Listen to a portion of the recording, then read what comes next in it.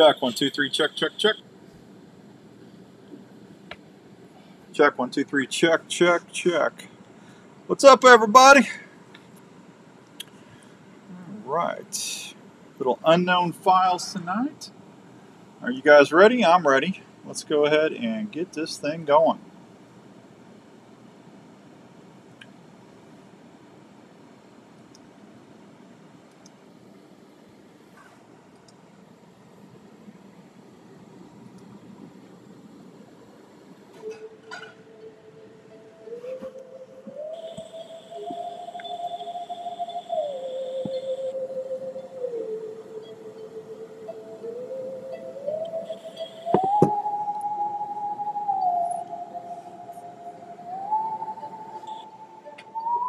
All right, welcome to this week's edition of the Unknown Files Show, show 28. 28. We're going to the Pacific Northwest, and we're going to be talking with our friend Daryl Adams. And Daryl's just an awesome guy to talk to, and we're going to see what is going on with him. So let me go ahead and get him on here real quick. And tonight's show is brought to you by in part by our good friends over at Revelton Distillery, the official spirits of the Unknown Files Show. How about that? All right, let me see where I've got Daryl at. Let me go ahead and get Daryl on the line. One ring-a-dingy. Get rid of that. Hey, man. Daryl, it's Outdoors Dan. We're live on the air. It's Unknown Files Show number 28, Pacific Bigfoots. How are you doing? Good, good. All right. Hey, I got to tell everybody, I met Daryl through Tobe Johnson and the gang over at A Flash of Beauty. I heard about you when Tobe was still doing his podcast show, Strange Brow Radio. Yeah, with the Owl Moon stuff. With the Owl Moon stuff and all that fun stuff, yeah. Yeah. So it's good. Hey, what's going on with you're down in Oklahoma now? How are things down there? All good. Yeah. I can't believe you're living in Oklahoma after living in Oregon. And I don't know if I could leave that. I mean, it's so beautiful out there where you were. I can't imagine. Oklahoma is nice too. Don't get me wrong, Daryl, but boy, that's some pretty country you were living in. Yeah, it was. You know, it's pretty because it rains a lot. Yeah, it does rain a lot, doesn't it? Yeah. So you're a hunter. How long you been? You're not too. You and I are about the same age. You've been around the outdoors a lot in your life. Tell everybody now. You weren't all. If I remember correctly, you weren't always into or you didn't really care about Bigfoot, did you? No, you know, I was born and raised out in California, and I hunted in the Sierras, Boy Scout, Cub Scouts, all that stuff. So then I went to work and got a life, and all that. So I really didn't have time to, do Bigfoot stuff or any of that. My brother, now he was the one that was into Bigfoot when we were young and all that. How did he get into that? Well, my mom got the Reader's Digest when we were kids, and there was a story in it about when Bob Gimlin and Roger Patterson got their film.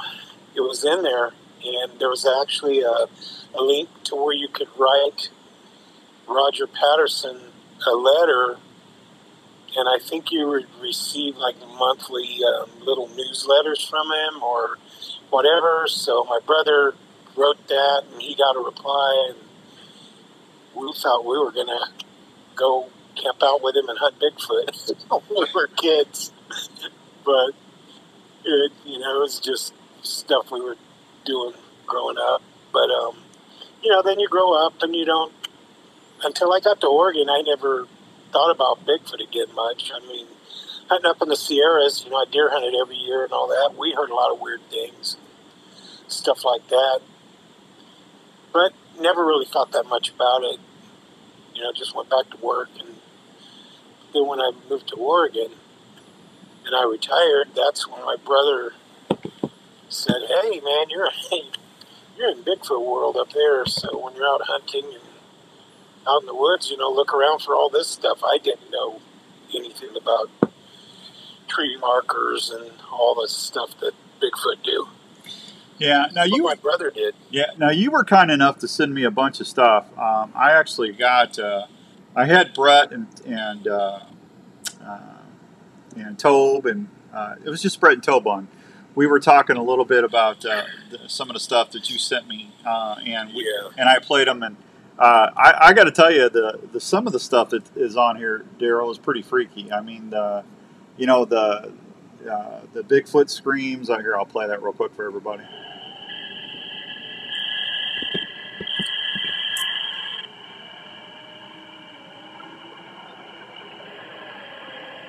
Now, how often would you hear that out by your house? Well, not constant, but a lot. Yeah.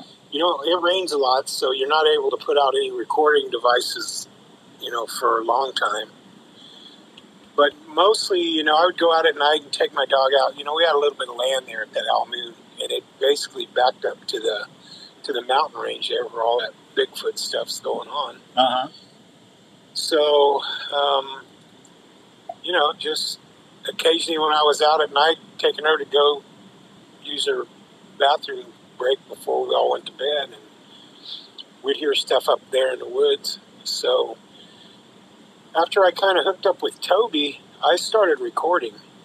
I would set my recorder out with my parabolic up on a stand and then point it toward the mountains up in there, and that's where I got all those sounds recorded. Now tell everybody what a parabolic microphone is real quick. It's like a dish, like a satellite dish that you have on your house, but a very small version of that. And it kind of, the sound it picks up sound. So it looks like a handheld satellite dish. Gotcha. No, that's all right. I just want everybody to know what you're talking about, so that's good. And then, it hooks right into your recorder, and then you just put it up on the stand, and then that amplifies your recording by 100-fold.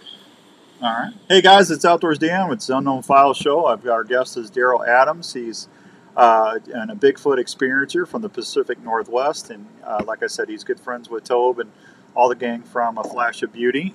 Tony, good evening. Everybody who's watching on Facebook Live, shoot me a hi real quick so I know who's all there. Appreciate that. And everybody that's listening on the app right now, let me know, text me, or you can always email me at outdoorsdanamac.com and let me know how you like the shows. We appreciate that. All right, let me back up a little bit because, forgive me, I had a technical thing crash right before we went on the last show, and I wanted to make sure we get the shows on because I've been looking forward to having you on, Daryl. So I didn't want to postpone it again. But so let's back up a little bit. You moved out to Oregon. You weren't raised out there, is that right? No, I was raised in California. Okay, so central Turlock area by Modesto. Okay, so you moved north up to Oregon and stuff. Now, how did you guys got that beautiful property? I was really jealous, man. The barn or the maintenance shed and all that stuff. Every time Tobe would post something, or I was really jealous. But I would love to have that for a shop. When you started, what is some of the first things you guys moved there, don't know anybody, you're new to the area, things start happening.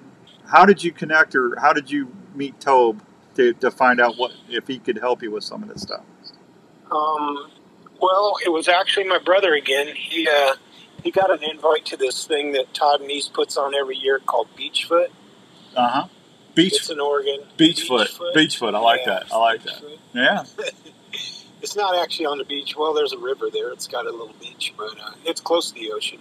But anyways, my brother got an invite to that, and he wasn't able to go. So he told me, "Hey, you interested in this?" So I said, "Yeah, why not?" So I got a hold of Todd, and he said, "Yeah, come on." So I went there, and stuff was already going on at the house by then. Like what was happening? Like the sounds. Tree knocks. Sounds at night. Tree knocks. Sounds like, have you ever walked into a zoo and there's a bunch of monkeys fighting and throwing poop at people? Yeah. That's what it sounded like sometimes up in there. Okay. Now listen. I think you're an awesome guy. I love my chats with you. Did you actually hear Bigfoot throwing poop at each other? I don't know what it was, but that's what it sounded like. Really? Like they were Yeah, throwing stuff at each, like throwing stuff at? Yeah, like fighting and tearing through the woods and, Oh, okay. you know, All like right. the old alley-oop song, ripping limbs off trees. Okay, I got you. I just want to make sure. All right, for everybody that's listening, and you don't know what a tree knock sounds like, Daryl was kind enough to send me an MP3 of a tree knock, or what he thinks is a tree knock.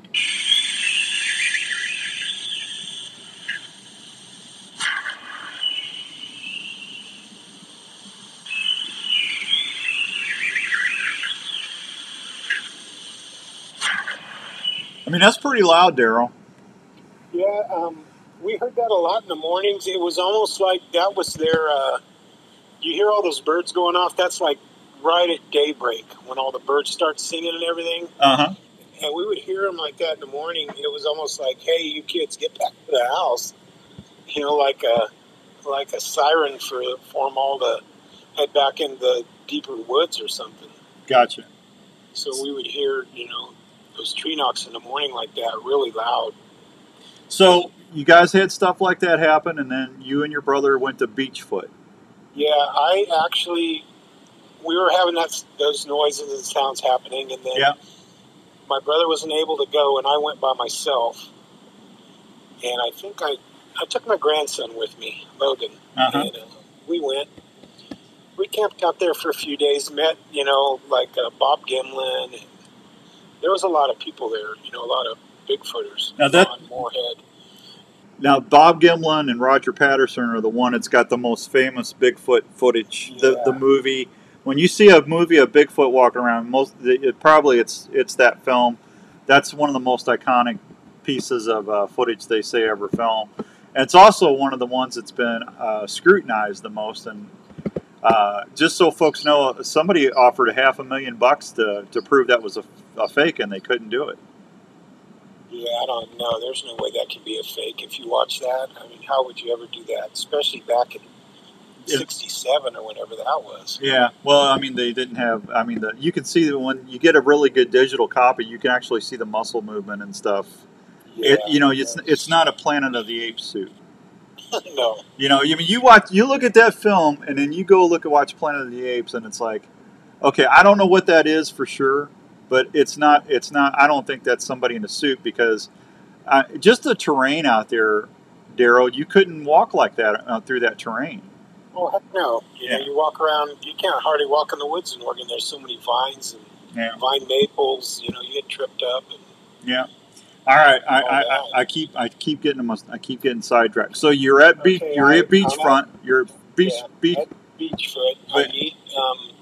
I set, you know, they got a big campfire discussion at night where everybody sits around and beats on drums and sings Kumbaya or whatever you do. But I got a chance to talk to Ron Moorhead, and I was saying, and Ron's from that area right there. I mean, his daughter actually lives there at Cottage Grove, where we were living. So he's there a lot, visiting, you know, family. So he knew Tobe Johnson for a long time.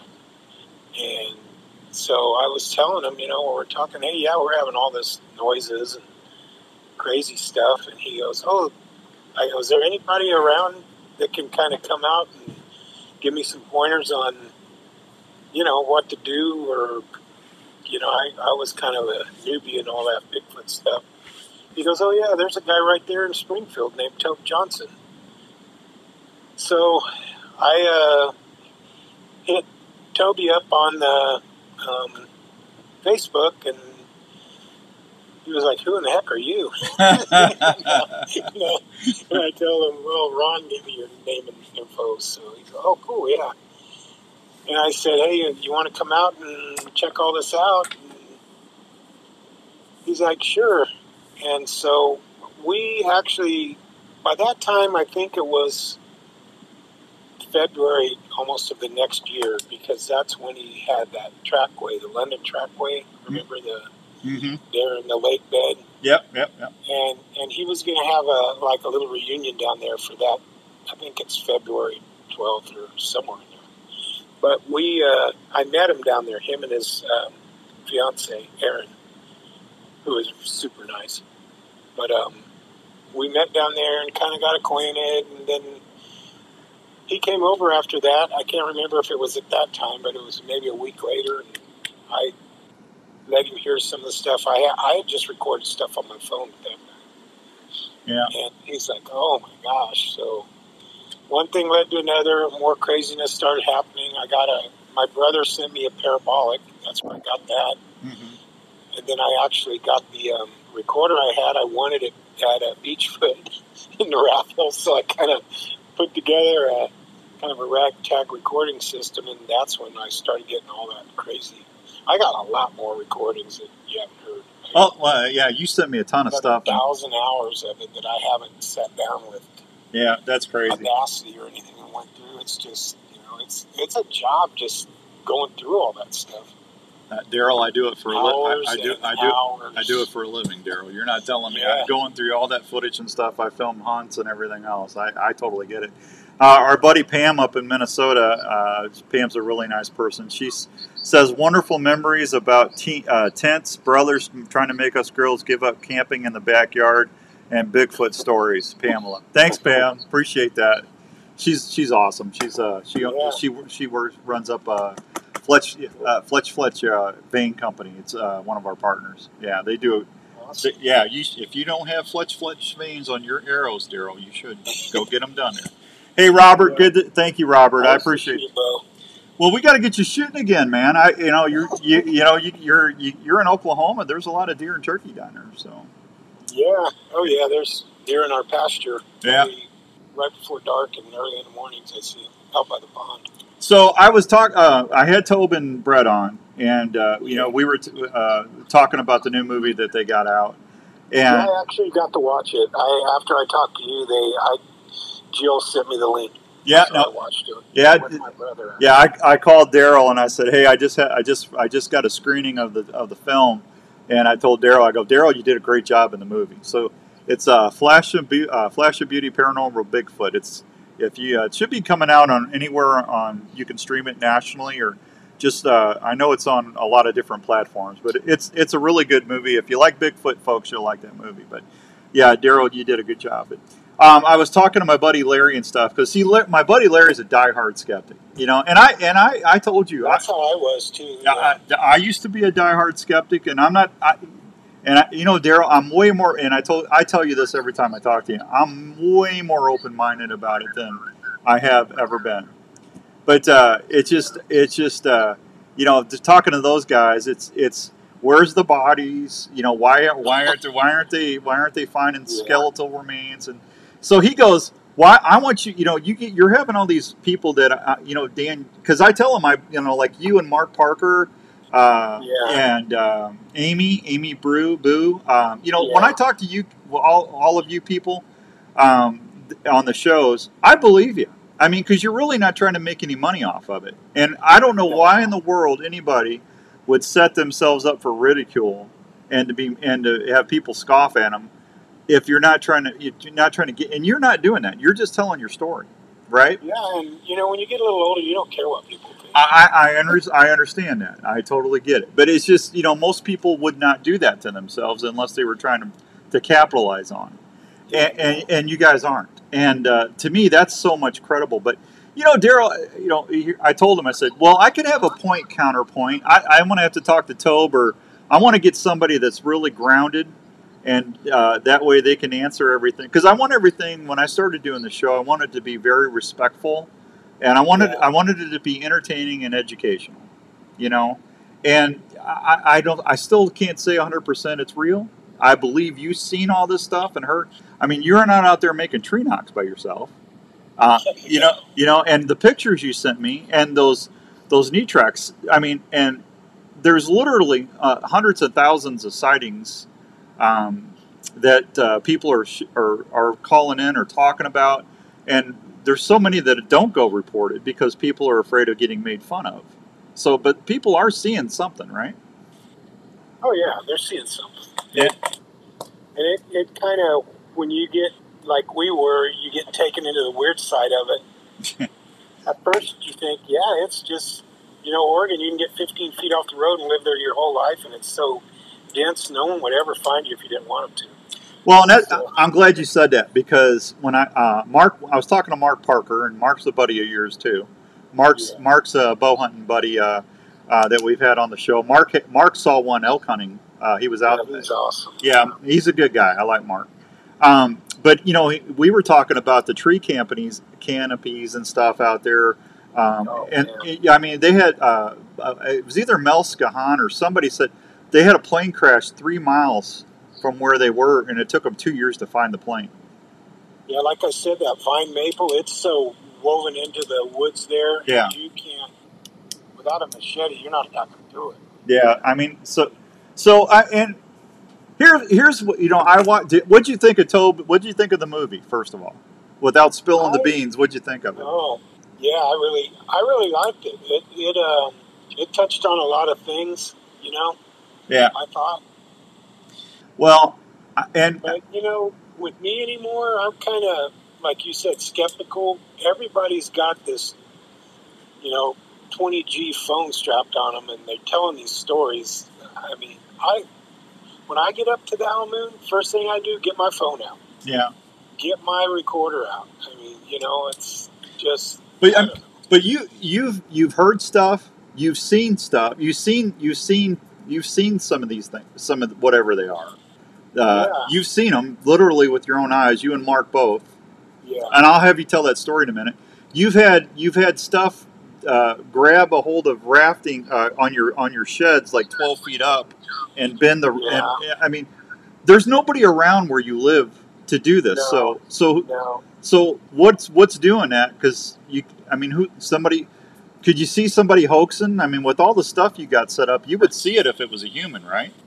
Yeah. No, we had my dog, that hears everything. Yeah. No, there's no one there that would even. Our nearest neighbor, there was a couple people that were on one side, but they were.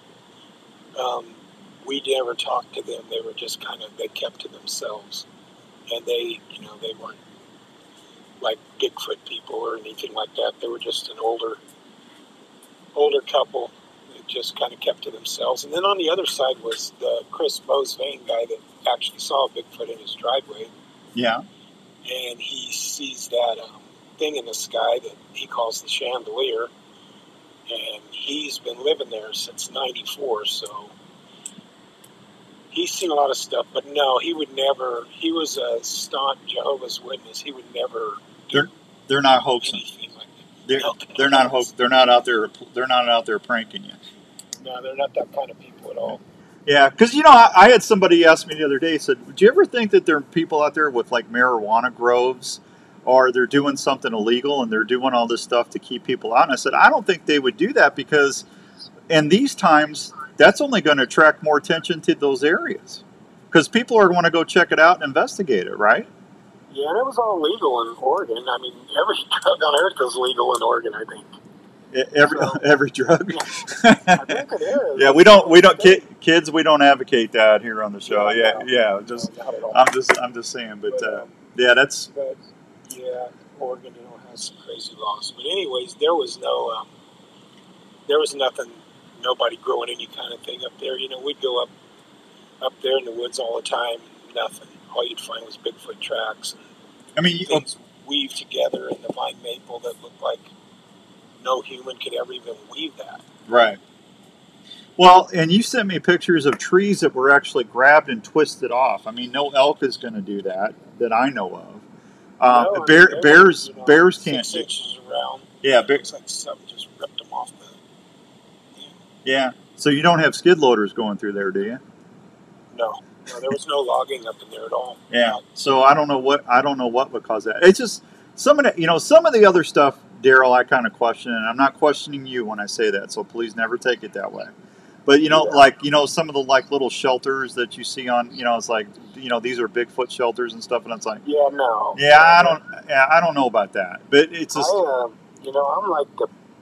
probably the worst trying to debunk everything on earth. Me and Toby were. Yeah. We were like, oh, could this have done that? Could that be that? Could this? We went through every scenario. a mushroom picking hippie have done that. But, you know, a mushroom picking hippie. Is that what you just said? Oh man. But anyways, I mean, you know, then you just break it down to where no human could have done that. Right. You know, a big giant tree stuck in the ground, pulled up from somewhere else, stuck in the ground to make a big X. Yeah, that's crazy. You know?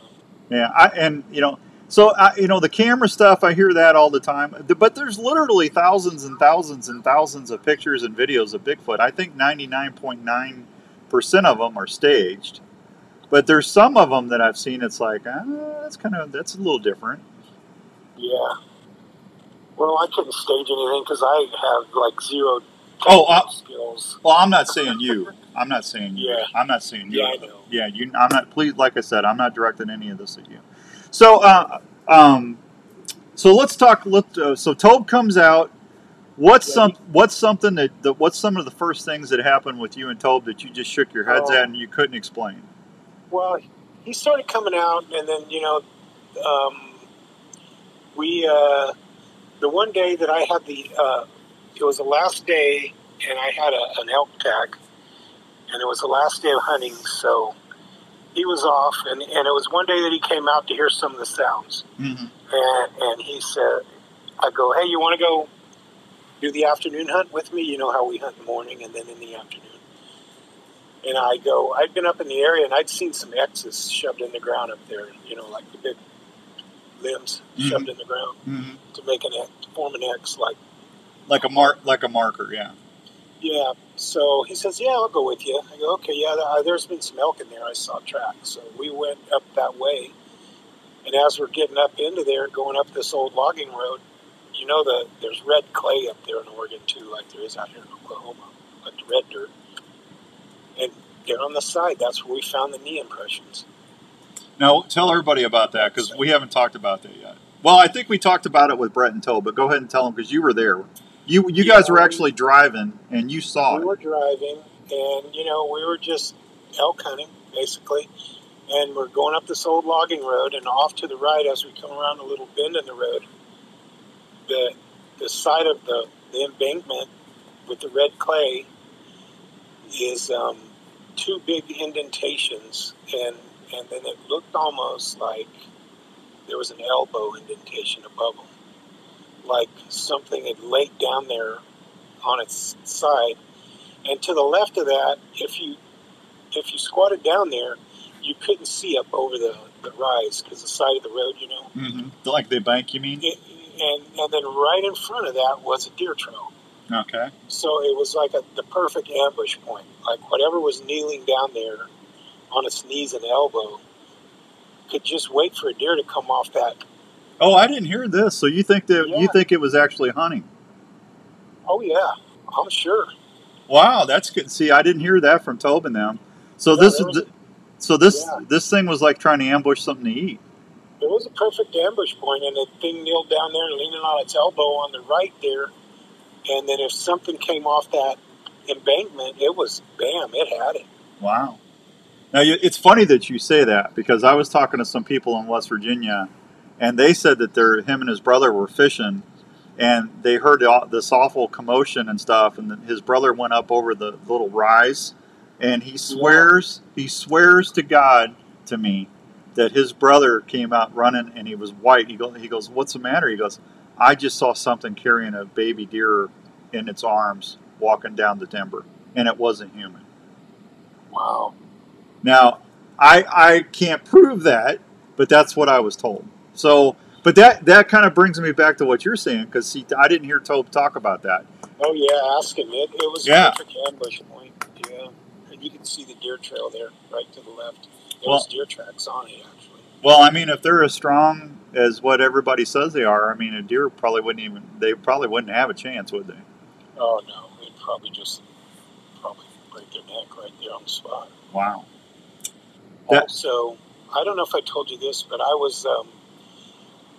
would go out and go in the creeks around there because there's a lot of agates, you know, those little shiny rocks. Uh-huh. So I was kind of a rock hounding, just for something to do. Right. And I got a lot of nice rocks, but from there. But I was out doing that one day with a friend of mine named Steve, and he yelled at me. He goes, "Get over here and check this out." And I walked over there over a little rise, like you said, and he's pointing up. He ain't even saying that. He's like all crazy. And I look up, and probably, I don't know, 10, 15, probably 15 feet up in a tree was a skeletal remain of like a forked horn, or some people call them 4-point deer. Yeah. And it still had some of the neck vertebrae on it, probably about 8 inches of that. And the horns were jammed up into the pine tree. Huh. Now, you guys do have mountain lions out there, though, don't you? Yeah, but they don't jam the horns into the tree. Oh, it jammed it. I mean, the horns were actually drove into the tree. They were stuck in the tree. I was taking rocks and sticks and trying to knock them down. I never could knock it off the tree. Yeah, I don't see a cat doing that. So. No, I know they do.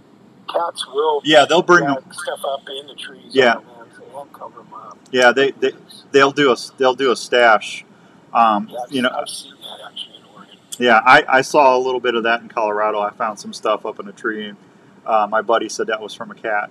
So 7:30 and some change. It's the Unknown Files show on the Outdoor Call Radio Network. My guest is Daryl Adams. This is Outdoors Dan. I'm not going to take any breaks tonight because I've been waiting for this for a while. The show is brought to you in part by good friends out at Revelton Distillery in Osceola, Iowa. If you haven't tried the rye whiskey yet, they've got a second barrel coming out, and it's going to be a good time down at Revelton. Just go down there and check out Iowa grown and made whiskey, gins and vodkas and all that other fun stuff. And please tell Rob and Christy and Hank and everybody that Outdoors Dan sent you. Will you do that for me? All right. All right. If everybody watching on Facebook Live right now, if you've got a question for Daryl, just text me here or message me, and I'll ask him. Just be nice. It doesn't hurt to ask a question, but be nice when you do. So, yeah, I didn't hear that. That's pretty interesting. So, yeah, that was something that happened that was real weird too. We didn't say this, but when you guys found that where something was kneeling down and it had its arm down, you could see the hairlines in the dirt, right?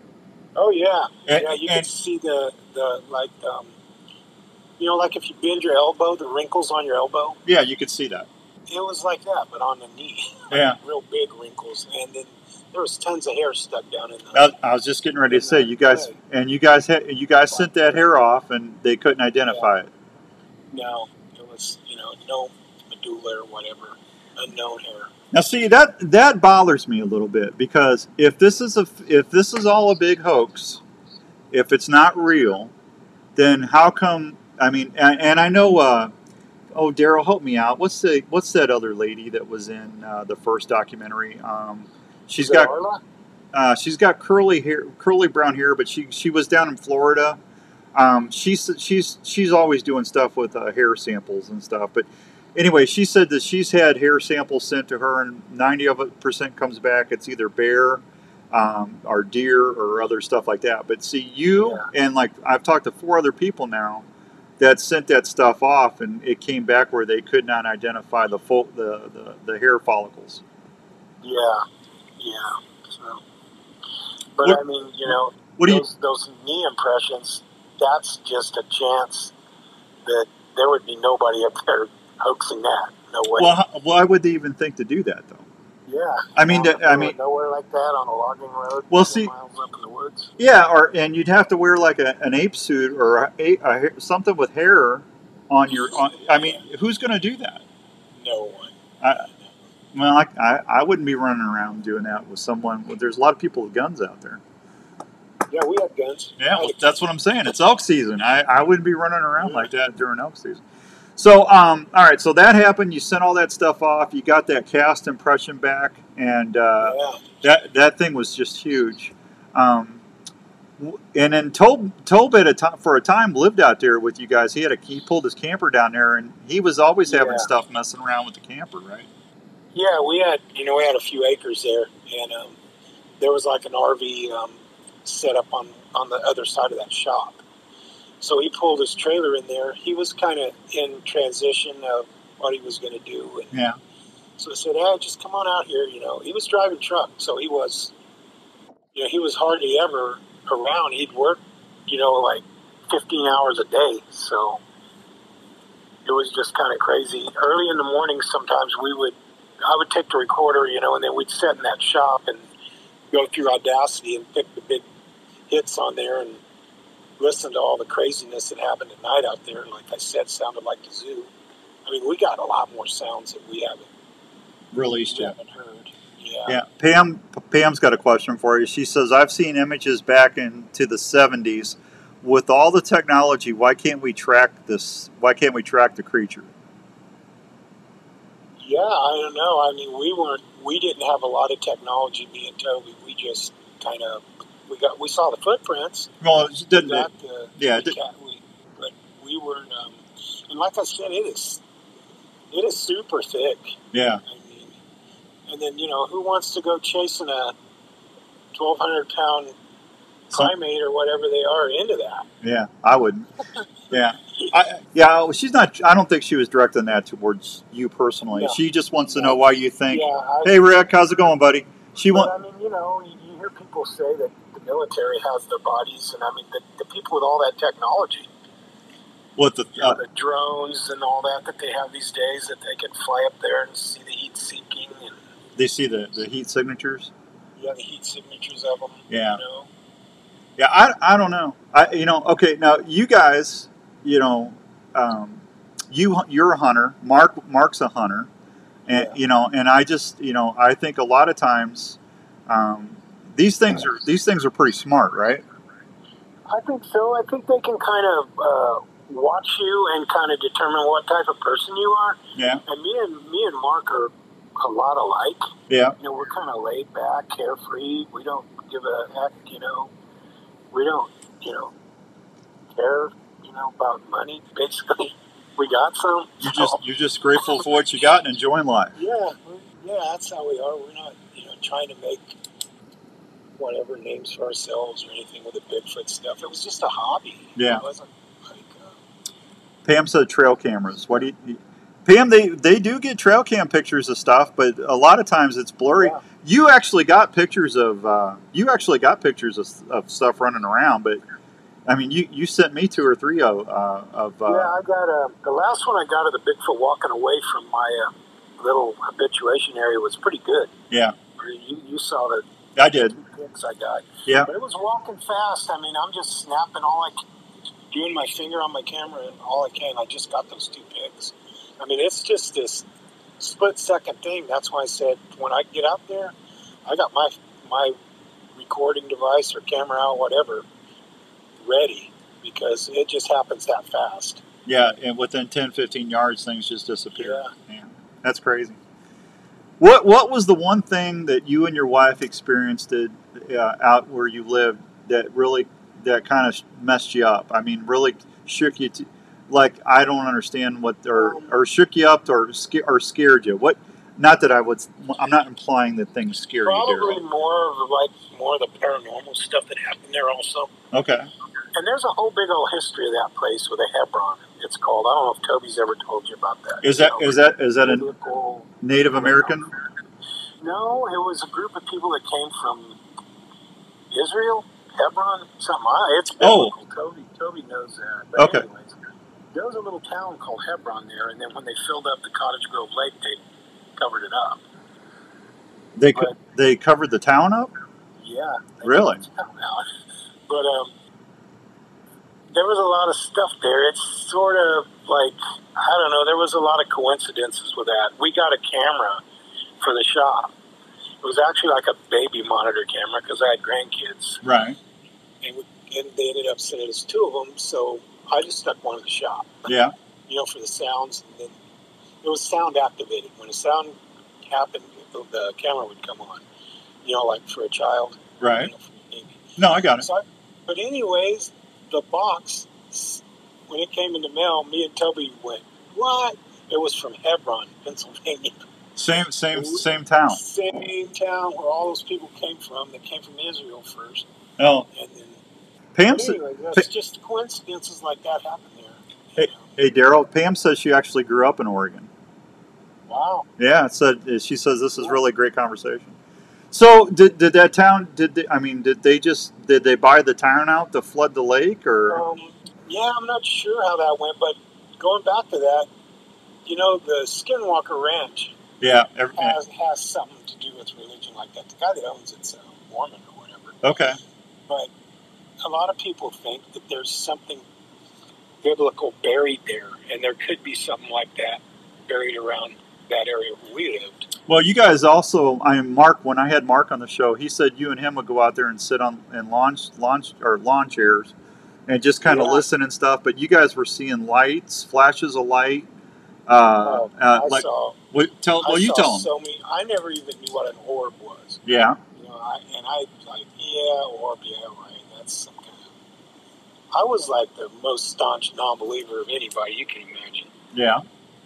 And you know, you're out there. I got pictures of them just going along by the back of our house. Here's this. It looks like a real dim. Looks like somebody carrying a lantern almost. You know, like a dim, old-timey lantern. Yeah. Yep. Like an old, like a miner's lantern, something like that. Yeah. Okay. Yeah. All right. Going through the air, right over all the blackberry vines and all that. You know, it's not a human. It's just going through the air real slow, and it just kind of freaks you out. But then, you know, after I was there for a while, none of that stuff kind of got to me. It just got normal. It got normal for you. But like you said, what was the thing that happened to me and my wife? Well, we go to church, you know, Christians. So yeah, we come home from church one day, and we locked our house up. You know, we lived out in the country, right? But and we have a little dog, Izzy. She's a toy Australian Shepherd. And anyways, we come in and we have a real nice rug in the living room, though it was hardwood floors in the house. So in the living room we had a big rug, Afghan rug. Gotcha. And right in the middle of the rug, here's this rock. Doors are all locked. No one can get in. Well, how big of a rock? It was probably about the size of a softball. And there's no way the dog brought it in? No, she couldn't carry that. She had a little mouth. A little like size, and you did, well, I'm just asking now, just because I'm sure that people are going to ask. Anyway, she was upstairs under the bed, hiding, scared, hiding. Yeah. And she wouldn't go in. She wouldn't go into that shop. Really? Well, now isn't that the same? Didn't you and Tobe get voices? There was like 2 or 3 women talking. Yeah, and then I got about 3 or 4 that I recorded in there. Okay.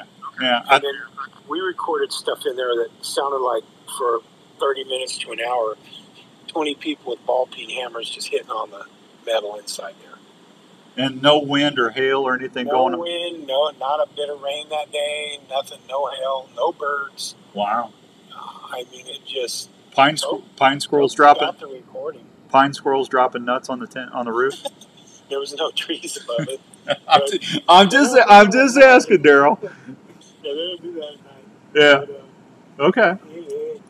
Have him, if you talk to Toby again, have him let you hear that. I will. I'll ask him to send me a copy of it. It's wild. It's crazy. And like I said, I was normal till I got there. I told Toby that in the beginning almost.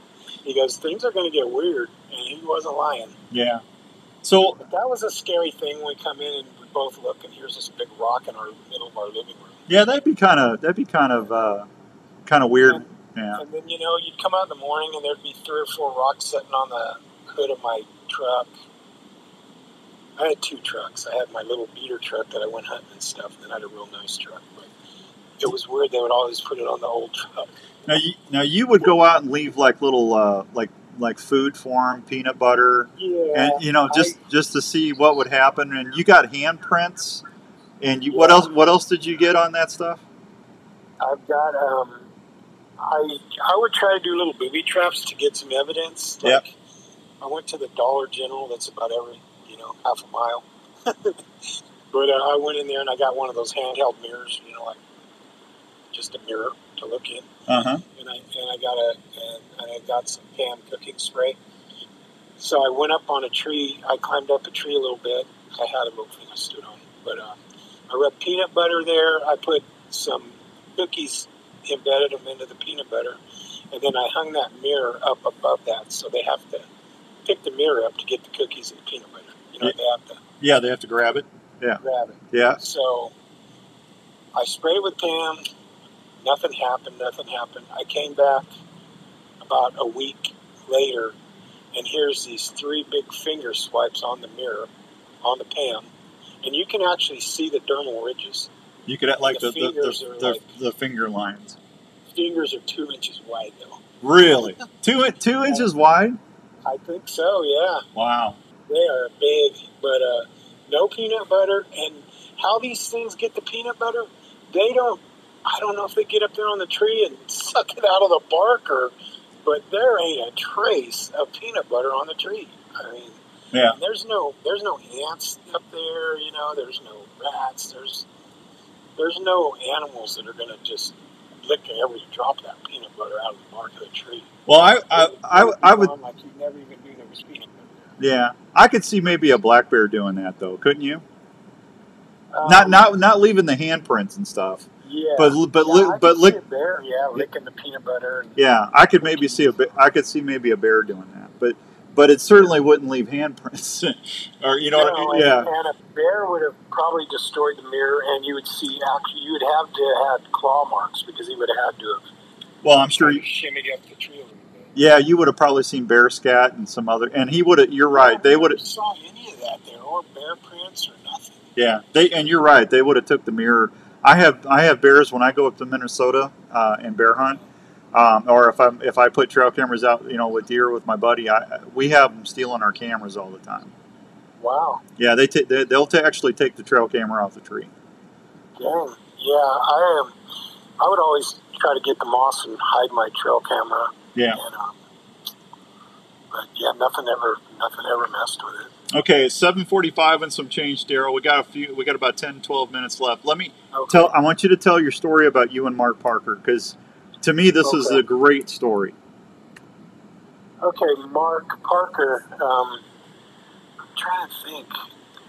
I think he may have talked to Toby, and Toby gave him my name, and that's how we hooked up. Okay. And he lived, I would say about an hour away from me in Oregon. And he was like, hey, you know, he told me a story about elk hunting and seeing the Bigfoot, the peekaboo one, you know, like they do. Yeah. Yeah. Yeah, for somebody who's just watching for the first time tonight, Mark was up in Oregon. He was out elk hunting, bow hunting. He was sitting there, and he kept hearing something pop and brush behind him, which elk are, you know, you'll hear some things. I mean, it's so thick out there, you can't hardly move without making noise.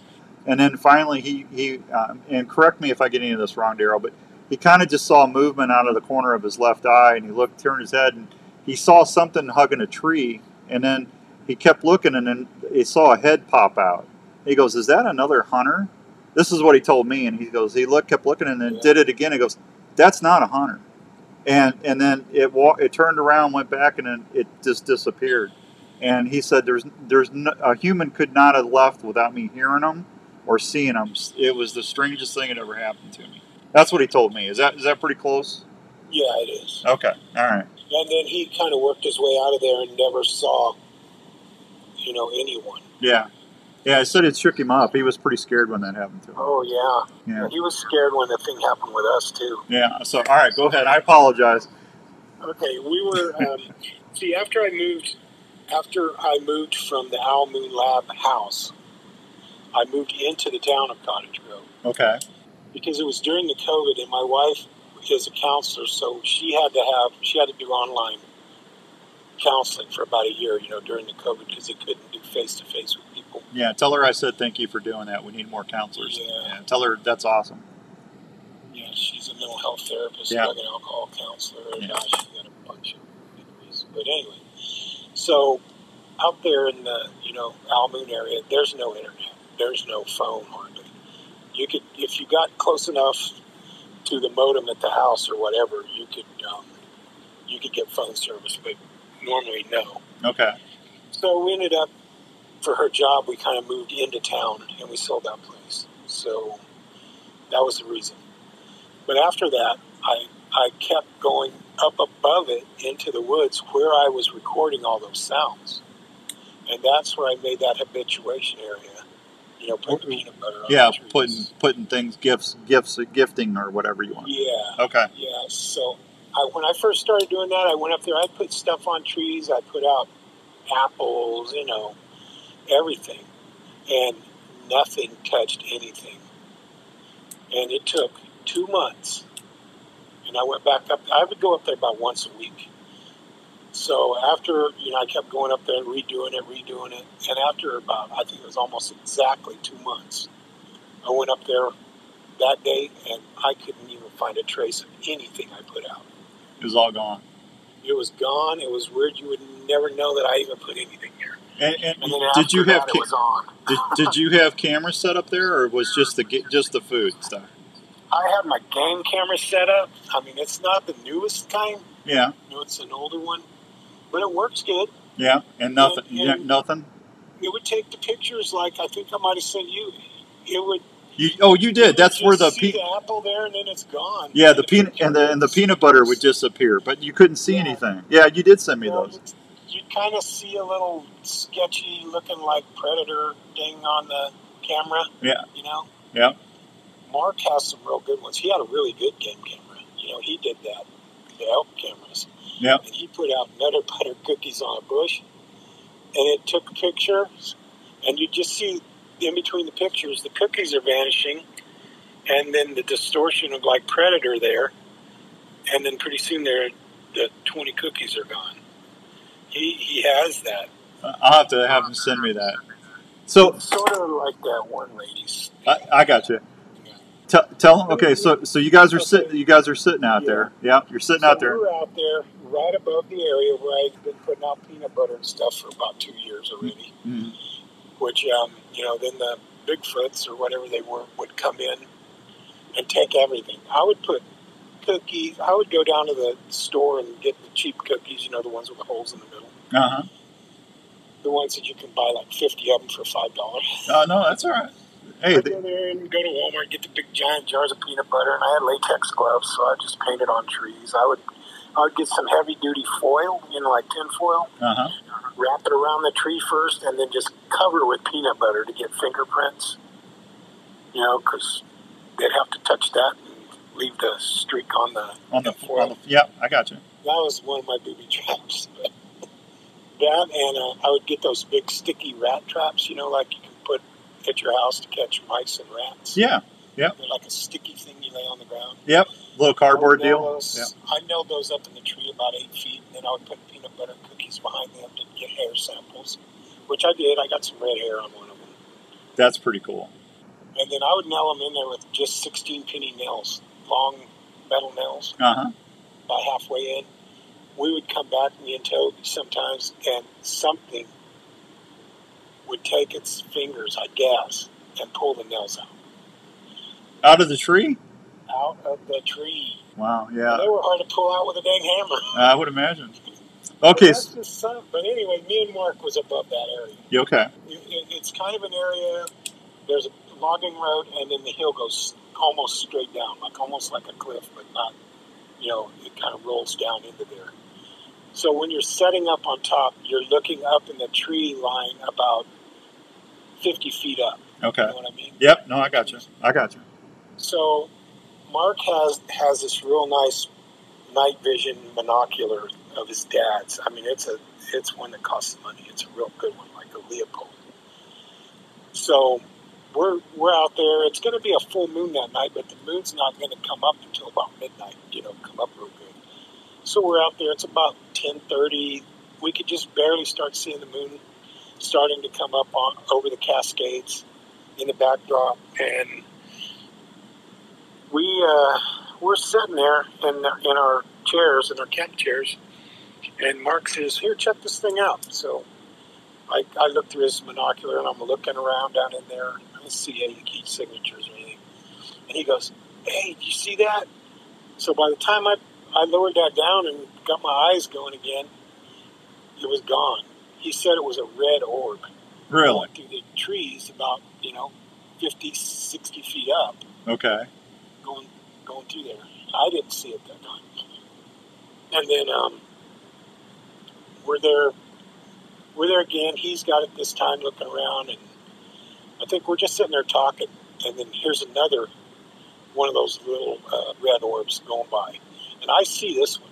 It looks like the dim tail light of a car way up in the trees going by. Okay. I go, oh, yeah, I see that one. And I'm just messing with Mark at this time. I go, hey, you know what they say when you see them orbs is when the Bigfoot show up. And he goes, no. I swear, I no sooner said that we heard this big old crash down here to the right of us. Like a big old tree, something stepped on it or broke a tree limb in half. Okay. It was loud. So I'm kind of quiet and I go, man, I wonder what that was. And then he gets a binocular and starts looking and he says, I don't know, I don't see anything. And then we're just sitting there talking. He has a .44 Magnum pistol in his lap. Okay. Like a Ruger Red Hawk. Yeah, no, I got you. And we hear another tree crash, but it's way closer. And I go, oh, crap. I'm just still then. And he's got his binocular and he's looking to the right. And he jumps up, runs to my truck, which is up a little ways on up the hill on the logging road. And I couldn't see anything. It's pitch dark. Right. Except for moonlight, and there's not much moon by then still. So I fold my chair up. I kind of slowly walked to where I could see up to the truck, which he ran to. So I get to the truck and throw my chair in the back and open the door. He says, get in, let's go. I saw one.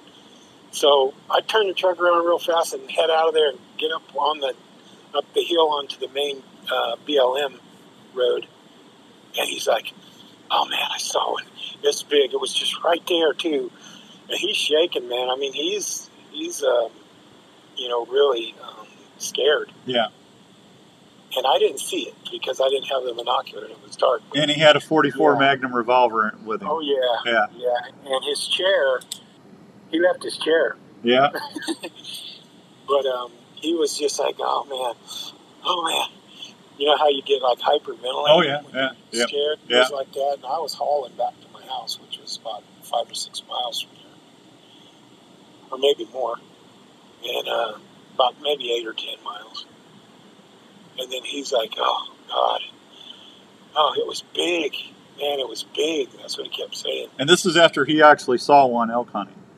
Yeah, but this one was about 20 feet from him. Yeah. Oh, that was that close. Yeah, the next day, or was it the next day?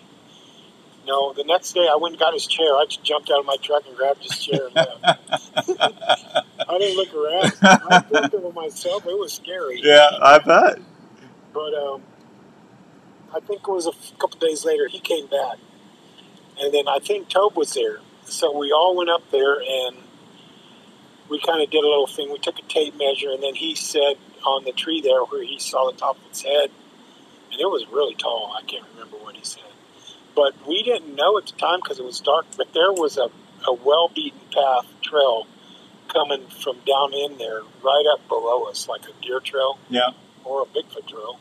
Big old game trail. Yeah. Big old game trail right below us, and that's what it was on. And anyways, we saw some, tracks down in there also that time. We'd been walking through there. But it just got so common to see tracks and stuff up there that we just kind of stopped wasting $50 for a little bag of hydrocal. We had so many tracks. Yeah, I can't even imagine having that kind of stuff going on. That's pretty cool. Daryl, I knew this was going to go quick tonight, man. I thank you for coming on and visiting. We'll get you back on again if that's okay sometime. Yeah, sure. I have so much stuff. It's just crazy. Yeah, next time we have you on, I'm going to have you send me a bunch of the vocalizations and stuff, and we'll play them, and then you can kind of tell folks, where you guys heard that. And now you're living in Oklahoma now. The Oklahoma's supposed to have a lot of Bigfoots running around. If you guys come across something, call me. I'd love to come down and spend a day or two trouncing around the woods. Down, I think it would be like this east of me. There's that Honubby, Oklahoma, where they have the festival every year in October. It's a pretty big festival, 1st of October. Yep. And then, they got the Siege of Honubby, where the brothers supposedly were attacked by Bigfoots. Oh, I didn't know about that. We could talk about that next time I have you on, okay? Yeah, and they have a little museum down there. That lady, I know the lady that runs it, super nice gal, Tanya. Okay. Yeah, we'll talk about that. Hey, if someone, do you have any of this stuff posted on social media or anything? At first I used to post stuff on a website that I started on it was not YouTube. It was Facebook. It was just called Central Oregon Bigfoot Research Association, like Cobra. Uh-huh. I made that up when I first started doing the Bigfoot. And I posted a bunch of pictures on there in the beginning of stuff, when I was out hunting that I saw. And is that still on? Can people go look that up? I think it is. I mean, I haven't messed with it for a long time, but there should be some pictures on there. Okay. Yeah, go look that up, folks. It's Add it on your Facebook. Okay. Central Oregon Bigfoot Research Association. There you go. All right, man. I got to run. It's always a pleasure talking with you, buddy. Tell everybody. Let me know. Tell everybody hi for me when you talk to them, and then if you got something going on, let me know. I will. Thanks, Daryl. We'll talk to you soon. All righty. Thanks a lot. All right, there he goes. Daryl Adams, everybody. That's going to wrap it up for this edition of The Unknown Files. I don't know what happened to my spooky music there. Is that 3? Now let me go back here. That's 1, 2. Let me do. No, that's supposed to be. Man, I'm just having all sorts of stuff here going on. Yeah, that's crazy. Let me go this way. No, it's not that. Midnight Holler, Tennessee. All right, let's try this one. There we go. I'll see you soon. If you guys got any questions or if you got a guest that you want me to try to get on, let me know. Other than that, I'm going to turn it back over to regular scheduled programming on the Outdoor Call Radio app. You can also check out Unknown Files on Spotify, Stitcher, iHeart, and Apple, and all that other stuff. Andrew's got them loaded up there. Till next time, I'll see you in the unknown.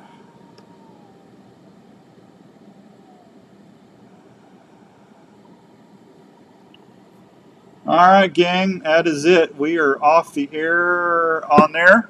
Pete, thanks, buddy. Operator error. I'm telling you, man, I had 2 things crash on me right before we started Buck Talk Radio tonight. It's live radio. What are you going to do? You can't start it over, and it's just one of them deals. Thanks, everybody. Oklahoma, home of Daylight Donuts. There you go, Pete. Hey, maybe we need to do like Bigfoot days, and we can go out and leave some donuts and stuff for them and see if we can have a Daylight Donut Bigfoot contest or something, huh? Have to check that out. Anyway, thanks everybody so much. I really appreciate you. Thanks for everybody tuned in on Buck Talk Radio today. That was an awesome show with Jeff Lindsay. And we'll be doing some other stuff here soon. Keep it on the Outdoor Call Radio Network. Please tell your friends and family if they haven't downloaded the app to please do so. We are going to have some new stuff coming on. Pete says, I would love to. Pete, I'll work on that. We'll work on that. That would be a great Unknown Files show. The Daylight Donut Discovery. There you go. We'll come up with something, huh? That would be awesome. I'll see y'all soon. If you need anything, just hit me up here on Facebook or go to the website, theoutdoorcallradio.com. My email's right there. And we'll talk to you soon. And thanks for tuning in, everybody. God bless you and have a great night. Thank you.